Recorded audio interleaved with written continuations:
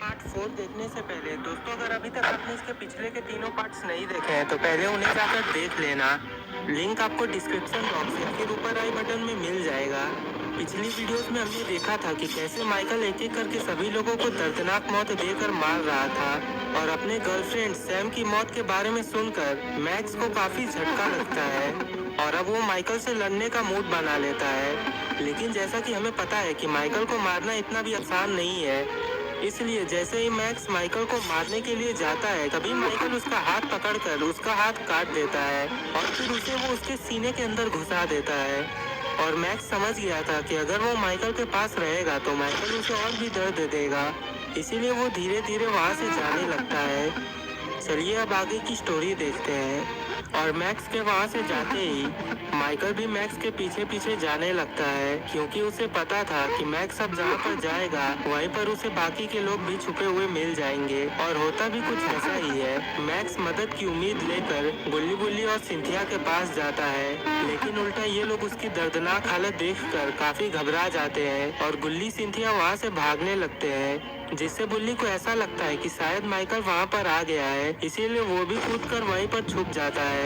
बेचारा मैक्स, वो तो यहाँ पर मदद की उम्मीद लेकर आया था, लेकिन उसके आखिरी समय में उसके अपने दोस्तों ने ही उसे धोखा दे दिया और उसे मरने की हालत में छोड़कर वहाँ से चले गए।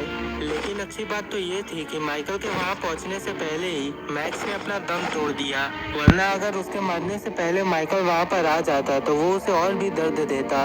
और मैक्स के मरने के बाद माइकल आगे बढ़ने लगता है और यहाँ पर गुल्ली और सिंथिया काफी बुरी तरह से फंस गए हैं, क्योंकि इनके पास यहाँ से बचकर भागने का और कोई भी दूसरा रास्ता नहीं है और माइकल उन्हें ढूंढते हुए यहीं पर आ रहा है और यहाँ आने के बाद ये इन दोनों को ही निपटा डालेगा। और जिस बात का डर था आखिर में वही हुआ। माइकल वहीं पर आ जाता है जहाँ पर गुल्ली और सिंथिया छुपे थे और फिर वो उन लोगों को ढूंढने लगता है, लेकिन अभी ये लोग उसे नहीं मिलते हैं क्योंकि वो लोग अंदर छुपे थे और माइकल उन्हें बाहर ही ढूंढ रहा था। और यहाँ पर गुल्ली अपना सर उठाकर ये देखता है कि माइकल यहाँ पर अभी भी है या फिर वो यहाँ से चला गया है। और चारों तरफ देखने के बाद जब गुल्ली कंफर्म हो जाता है कि माइकल यहाँ से चला गया है तो वो भी उठकर वहाँ से जाने लगता है और माइकल अभी भी यहाँ पर गुल्ली और सिंथिया को ढूंढ रहा होता है। तभी उसे ऐसा लगता है कि मानो उसके साइड से कोई वहाँ से भाग रहा हो और वो जैसे ही मुड़ता है तो वो बुल्ली को वहाँ से भागते हुए देखता है।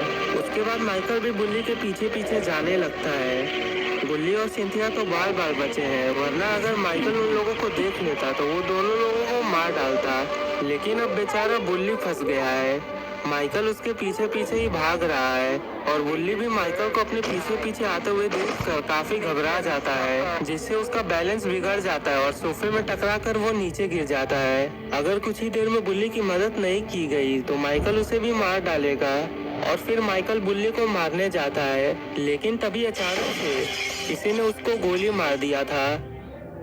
You cannot die. You can never die. सही समय पर पुलिस ऑफिसर ने आकर माइकल को गोली मारकर उसे बेहोश कर दिया है और अब माइकल कुछ देर तक ऐसे ही बेहोश रहने वाला है। उसके बाद वो पुलिस ऑफिसर माइकल के पास जाने लगता है। यहाँ पर बंदूक के चलने की आवाज सुनकर गुल्ली और सिंथिया भी बाथरूम से निकल आते हैं, क्योंकि उन्हें लगता है कि पुलिस आ गई है। और फिर वो पुलिस ऑफिसर इन तीनों से बोलता है, आप तीनों की मदद के लिए बहुत बहुत शुक्रिया। आप तीनों के वजह से आज ये कातिल हमारे गिरफ्त में है, वरना ना जाने ये इस शहर में कितना खून बहाता।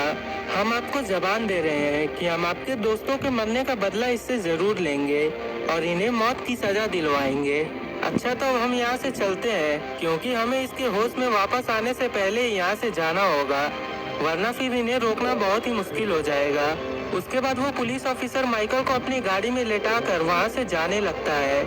और अभी वीडियो खत्म नहीं हुई है, चलिए जानते हैं कि आखिर इस पुलिस ऑफिसर की माइकल से क्या दुश्मनी थी और अब ये पुलिस ऑफिसर माइकल से अपना सालों पुराना बदला कैसे लेगा। मुझे आज भी वो रात याद है, 7 साल पहले की वो रात, जिस दिन तुमने मेरे घर में घुसकर मेरे सभी परिवार वालों को मार डाला था। और जैसे ही मैं अपनी टीम को लेकर वहाँ पर पहुँचा तो तुमने मेरे सारे दोस्तों को भी मार डाला।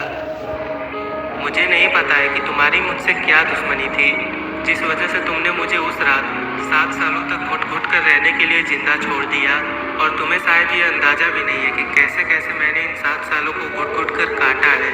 इन 7 सालों तक मैं बिल्कुल अकेला था और उस मौके का इंतजार कर रहा था कि कब तुम वापस से इस शहर में लौट आओगे और फिर तुम्हें मारकर मैं अपने इस दर्द भरे जीवन से मुक्ति पाऊंगा। और आखिरकार 7 सालों बाद ये दिन आ ही गया।